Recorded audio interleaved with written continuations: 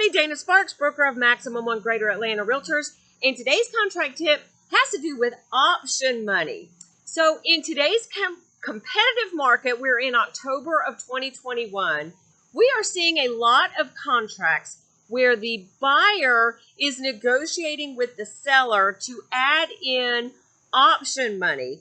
And how that works, why that is being effective, is basically it is separate from the earnest money. It has nothing to do with earnest money. It's a separate pot of money, a separate amount of money that the buyer is willing to give the seller. It is non-refundable, but it is enticing a seller to choose that buyer's offer over another buyer's offer in a competitive multiple offer situation.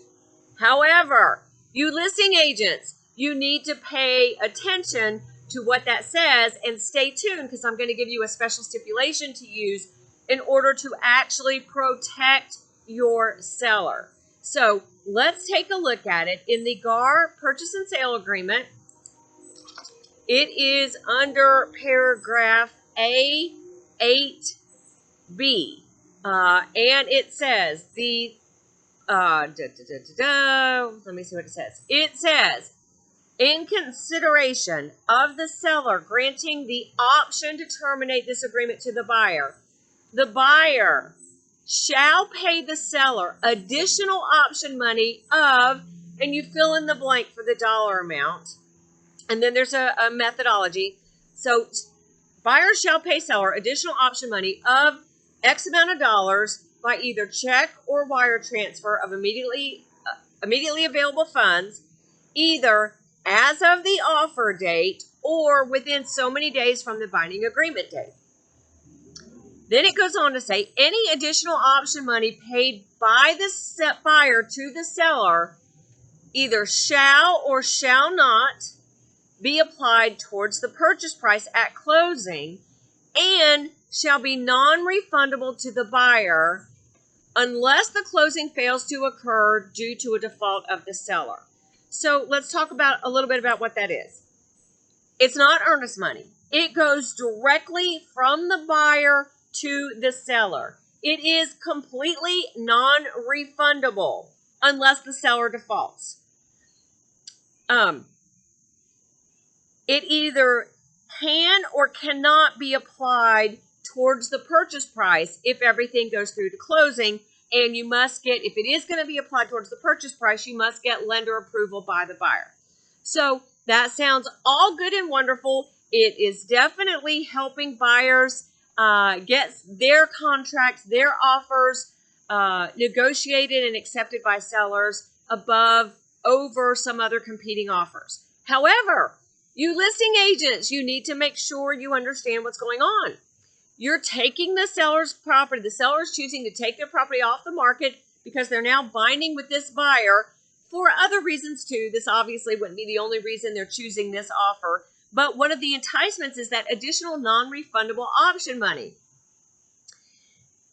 What happens if the seller never gets it? That's not already in the GAR contract. You need to add a special stipulation, because what happens if the buyer never gives the seller this option money and ends up terminating? Well, there's no recourse for the seller, and the seller never got the money. So, never puts it, ends up terminating down the line or whatever. Anyway, here is a special stipulation authored for us by closing attorney Amee Davis of Davis & Associates, and I'll link her contact information below. You listing agents, you want to absolutely, if you see option money that a buyer is willing to give a seller, you want to include this special stipulation. All parties acknowledge and agree that upon acceptance of the contract, buyer shall pay a non-refundable option payment for the seller to take the property off the market for a period equivalent to the due diligence period herein. The option fee shall be X amount of dollars payable to the seller. Said option money shall be separate and apart from the earnest money stated herein. Should the buyer fail to pay said money within 2 days of binding agreement date, the seller shall have 5 days in which to terminate the contract, or the seller shall have waived the right to the option money. So that is extremely important. You want to narrow that time frame that the buyer is supposed to actually get that option money to the seller, and if they never get it, the seller now has termination rights and will not be put in default of the contract. Listing agents, if you see option money, must include, I strongly suggest you include that special stipulation. If you are not a Maximum One agent, as always, please run any special stipulations by your own broker prior to using them in a contract. Thank you guys so much for watching. Dana Sparks, broker of Maximum One Greater Atlanta Realtors, satisfying your needs with service, innovation, and education.